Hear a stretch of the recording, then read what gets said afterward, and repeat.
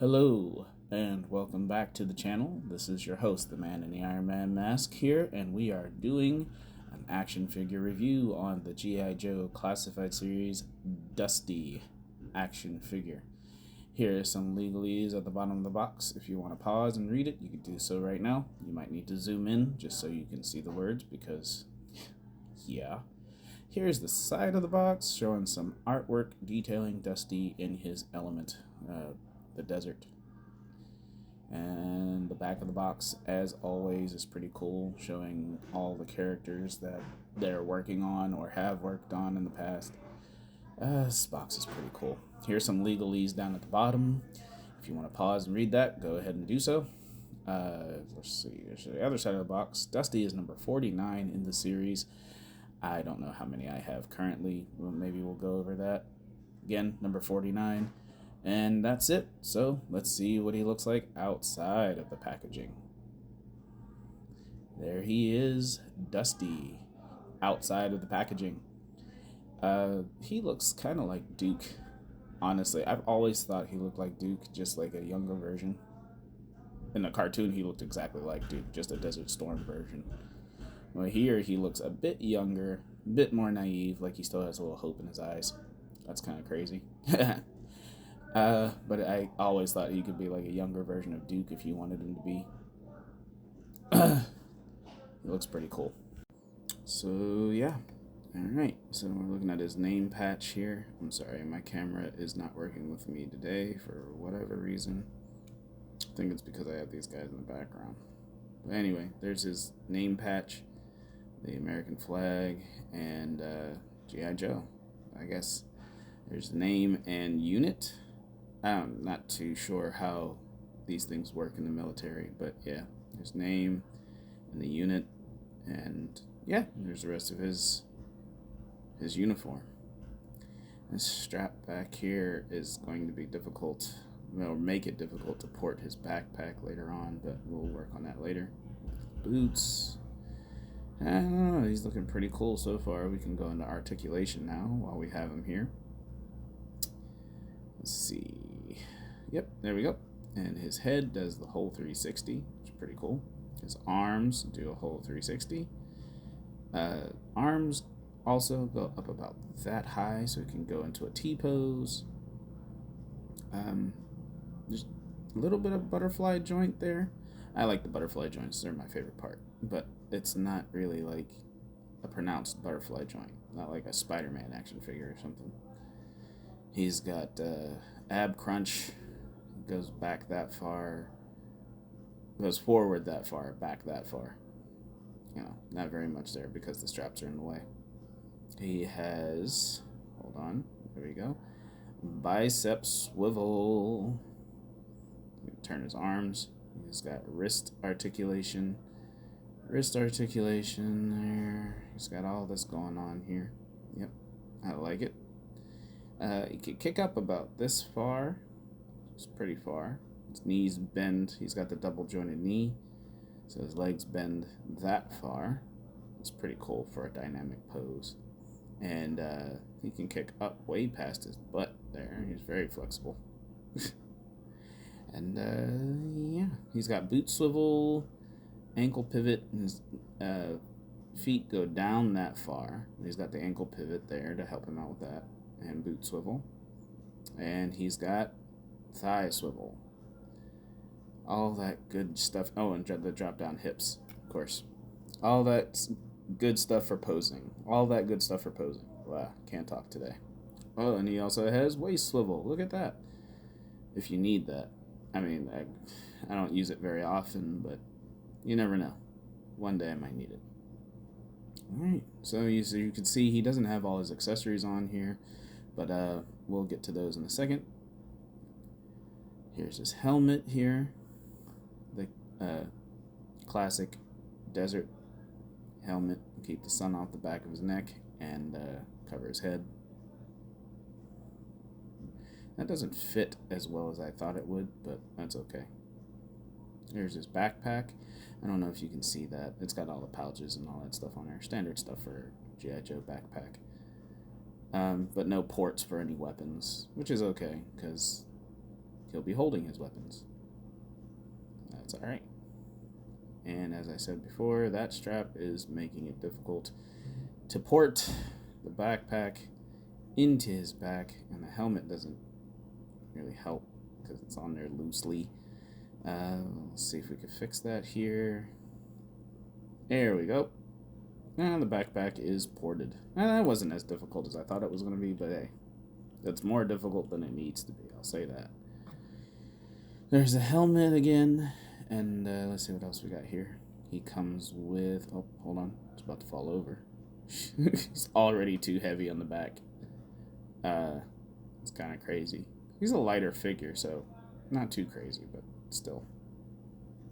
For the backpack to weigh him down that bad, that I have to adjust his whole body so that he stands is kind of weird.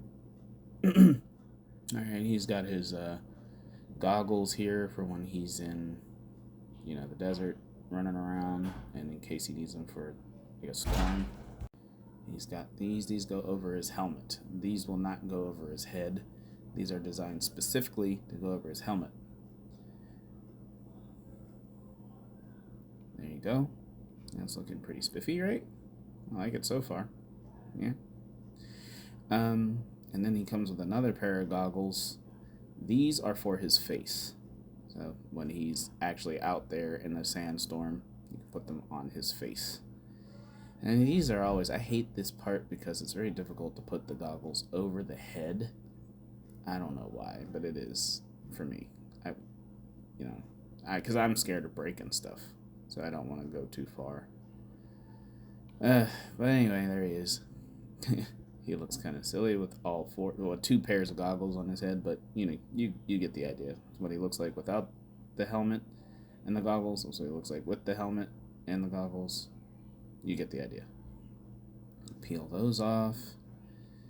And let's see, get into weapons, I guess now. He comes with this gun.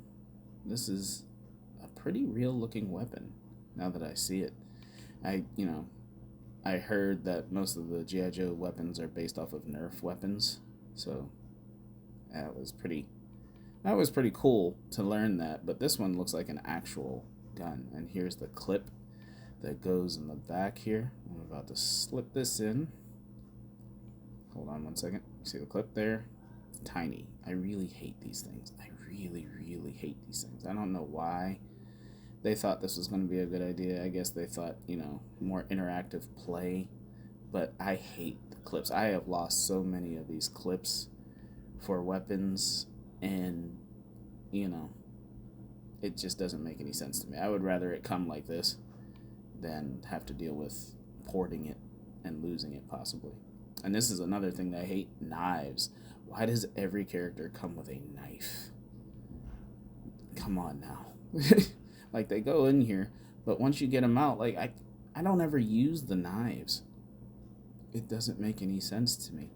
He's a G.I. Joe. He shoots the weapon.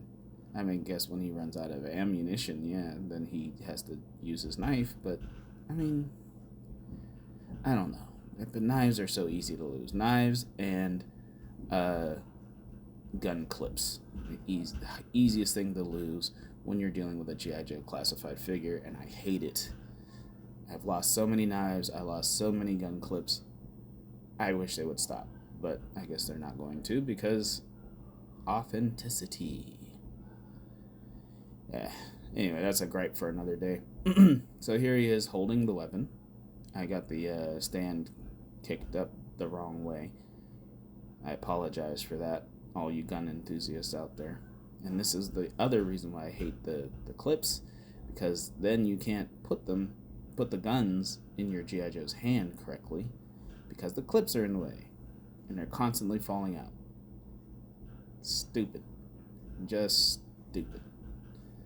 And I got the clip in, and I'm going to see if I can get him to hold the weapon the whole way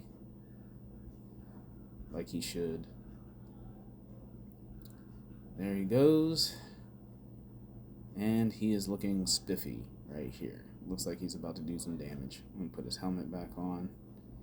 The helmet is real loose, kids, just so you know. If you ever get this figure, or if you have this figure, you understand. But if you ever get the figure, the helmet is really loose.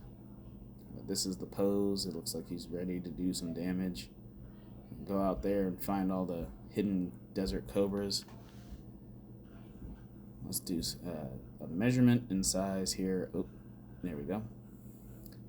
Dusty stands at almost exactly 6 inches tall. He's a little bit over, maybe because of the helmet. I don't know. It's about 6¼ inches tall. Here he is next to your standard 112 figure of the Silver Surfer, also from Hasbro, so of course they're about the same height. Here's another G.I.Joe Classified figure, Barbecue, from the same line, and yep, they're about the same height as well. I think these two were friends in the cartoon. I can't remember, but these are all the 112 6-inch action figures from Hasbro. And I'm going to move Zangief up here. This is from Storm Collectibles, my bad. As you can see, he dwarfs these 3 figures with his sheer size. We did a review on that a few episodes ago. If you want to look at it, you can go to my page and take a look at that. But he is about 8 inches tall, so he's a monster. Here is Teenage Mutant Ninja Turtles Leonardo from the Kenner line, and here is Zitz from the Premium DNA line. They're both about 6 inches tall as well, maybe a little under, maybe a little over, not 100% sure. But these are different toy lines. I'm just showing you for scaling purposes. And here is the Hulk, also from Hasbro. And here is DC Multiverse Icon from the McFarlane toy line. As always, the McFarlane toys dwarf the Hasbro toy line, and Hulk is huge. So there you go. That's the proper sizing so far. You know, this guy is so cool. And then I got this guy. I'm having a good week. I really am. This is really special to me. You guys have no idea. So, yeah, there you go. That's Dusty in a nutshell. If you're looking for anything else, you could please leave a comment below. I will read them, and I will try to do more in-depth reviews later. You can also hit the like button if you like these videos, and please feel free to subscribe. This helps me do this more often, if you believe it or not. So, thank you for watching, and I'll catch you guys in the next video. Deuces!